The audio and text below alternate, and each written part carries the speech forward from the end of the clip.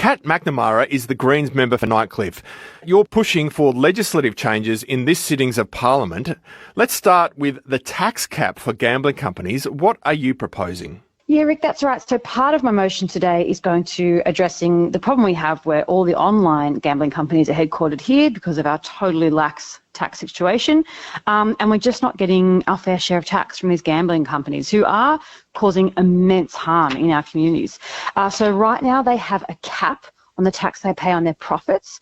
It's at the moment, it sits at about $1.4 million. So, I mean, this whole industry is about a $50 billion industry, and each company is capped at 1.4 million, which is just, it's just pathetic. It's just doesn't go near enough. And particularly in the situation we're in with our debt, we absolutely should be making these companies make sure they're paying their fair share of tax, just like everyone else has to.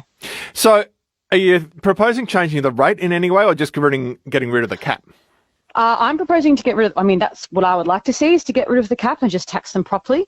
So the tax is set at 5% of their profits, but then we have this cap of $1.4 million. So I just want to get rid of that cap and see them pay their fair share. Gambling companies have warned previously that they'd leave the NT if the tax cap was scrapped. Could that one measure do the NT government out of this source of own source revenue? Look, I'm sure they'll kick up a stink. And the thing is, these companies, and they might threaten this and that. But look, what I'm proposing is to get rid of the cap. But the thing is, I'm not the government.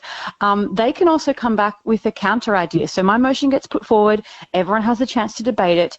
And I have welcomed from the government or the opposition or any crossbenchers, they could make amendments to mine. So, if they say, well, perhaps, they've got, they're very influenced by the gambling lobby, and if they maybe they'll put the cap up to 8% or 10%, and they can come back, and amend my motion and say that, look, I'm really happy to see any amendments they want to make, because we have to do something.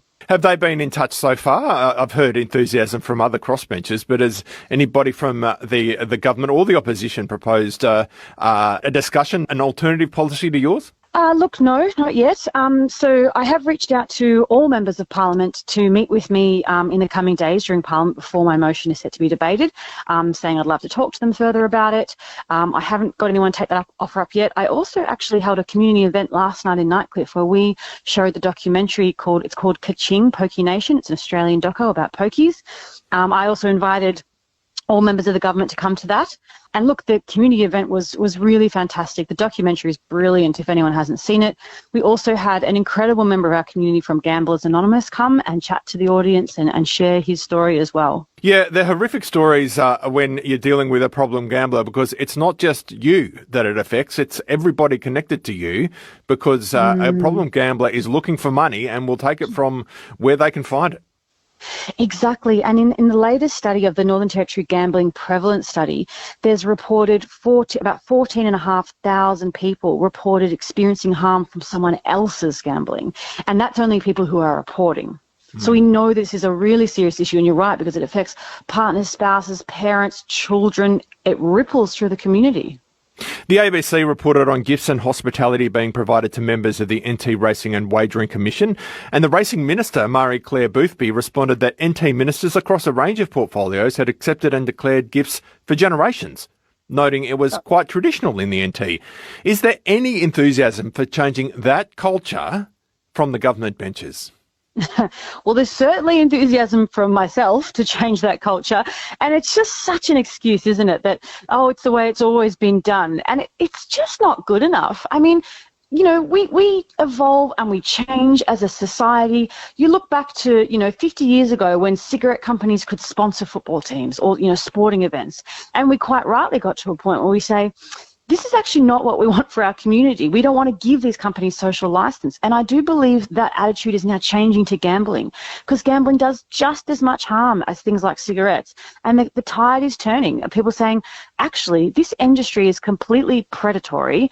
it is profiting off the woes of our community, taking the money from people who can least afford it, and then essentially buying off our politicians by giving them gifts. It's outrageous. So after that was reported about the gifts to the Gambling and Racing Wagering Commission, I actually amended my motion to include a new point to ban all gifts from individuals or companies in the gambling industry to MLAs, their staff, and other statutory decision makers. What about the independent strategic and operational review of the entire sector announced by Minister Boothby? Have you heard what it's doing?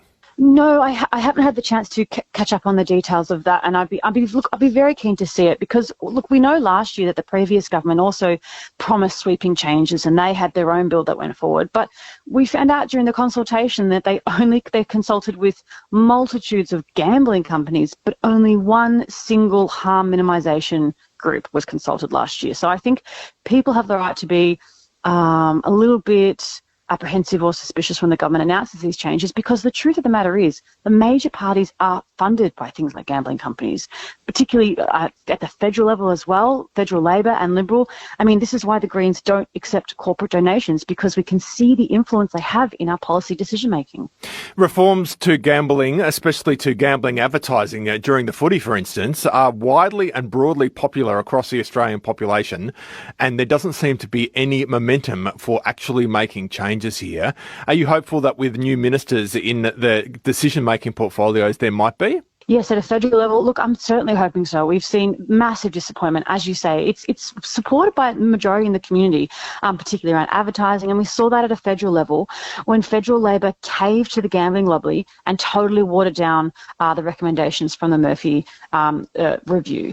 And people don't want their children seeing gambling stuff. You know, people don't want especially the young people, the younger generations with online gambling, you know, on their phones versus having to go into a venue. It is so supported by the community because the community has had enough of these companies trying to buy social license.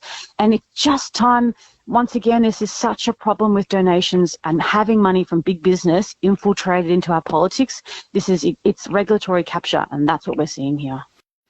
Kat McNamara's motion will be put in General Business Day tomorrow. Is due to be debated tomorrow afternoon. We'll keep you posted.